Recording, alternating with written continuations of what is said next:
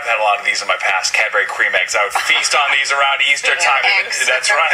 That's right. These things don't divide. Unfortunately, they're getting smaller. All right. It was all over Twitter today after it was revealed the recipe is being changed and not for the better.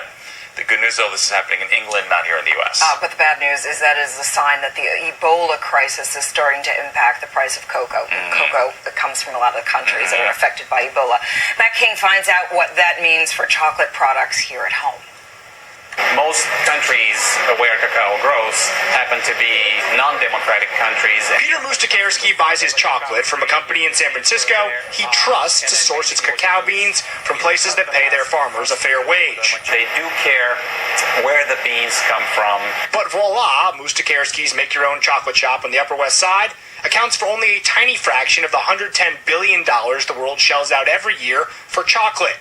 And not every distributor follows the same code of ethics as Moustakerski believes his does. Wars and all the collapse of the regime in the Ivory Coast in the 80s, none of that stopped, the flow of the cacao trade.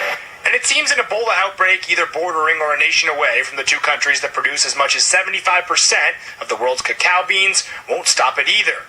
But it may change the makeup of a Cadbury egg in the UK. That company announced it would both raise prices and use a lower quality chocolate in its signature Easter treat, partially because of the closed border between the Ivory Coast and both Guinea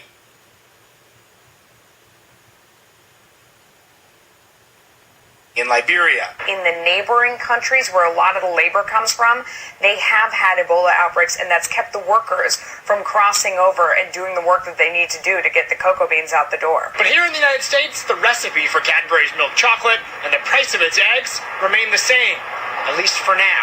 Another threat to our supply chain is obviously climate change. A warming planet threatens to reduce the number of places this finicky plant can grow. And while chocolate should remain readily available for familiar prices this Valentine's Day, Moustakerski worries the geopolitical, socioeconomic, historical, environmental, and human rights problems surrounding the chocolate trade may one day lead to a world where chocolate is a rare and expensive commodity.